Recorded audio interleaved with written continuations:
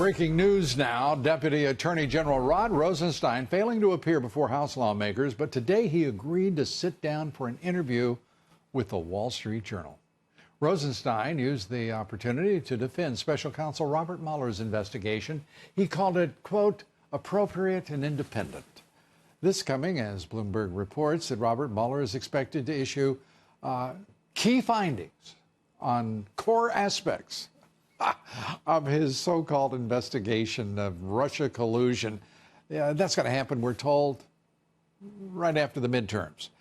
If you're not sick of this witch hunt now, I don't know what we'll feel like after the elections, because it's just getting worse and worse.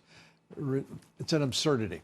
I can't even explain it. To help us do so, joining me to discuss all of this and the key findings, of course, from the so-called very important special counsel, Robert Mueller. Joining me now, former federal prosecutor Sidney Powell, the author of License to Lie. It's available, by the way, in stores online. Please buy it. And Chris Farrell, Director of Investigations for Judicial Watch. Go to judicialwatch.org, isn't it? Yes, it is. I think you ought to go there, too. Good to see you both. Let's start, Sidney, with what is going on with Rosenstein. I'm really getting tired of him. I'm really tired of him. I'm tired of Bob Mueller. These are supposed to be high-powered attorneys of some kind. They are clowns. They have become pure caricatures of what they once were, or at least wanted to appear as. Well, Lou, they're both swamp creatures. They have both been in the swamp virtually their entire careers. They've known each other for a long time. I think at one point Rosenstein was actually under Mueller in the Department of Justice. He was? I've got an article in the Daily Caller out today talking about how the jig is up for Mr. Mueller, not because he wouldn't like to drag it out as long as Mr. Trump is president, but because Mr. Trump holds all the cards now in a list of 10 documents that I've also tweeted at Sidney Powell, the #1, that we could have declassified with the wave of the president's hand. And that would give the public all the information they need to know the truth behind this whole Russia collusion, confusion narrative that blames President Trump for something that the Democrats It's a travesty created. against justice. It's just ignorance. And the legal profession, I got to be honest, I'm pretty sick of the legal profession. Chris, give us your best thoughts on what the president ought to do here. Well, of course, the declassification of documents that Sidney mentioned, Judicial Watch has provided a long list many months ago, as a matter of fact. And then I guess they've hit the pause button on Mr. Rosenstein's departure. But look, he's a fact witness. He's disqualified. He's conflicted.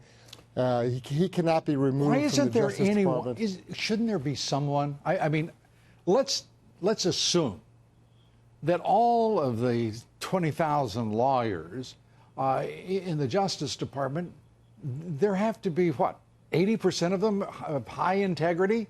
And the rest apparently are rats who run the place. I mean, I don't get it. Why isn't there somebody saying this has got to stop? 2 years, more than 2 years of investigation, the FBI investigation, the special counsel, there's nothing. Why are we persisting in this, Sidney? Because the two people at the top of the Justice Department have been confirmed by the Senate and are allowing this to happen and party to it.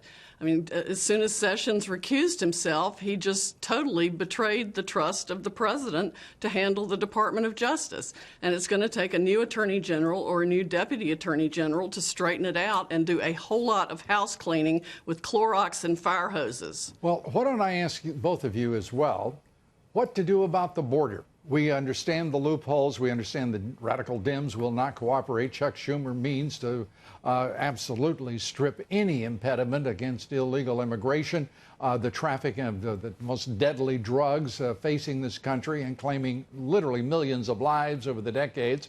He means for that to stay open, and he means for those illegal immigrants to vote Democrat. What are we to do? I think there's a very...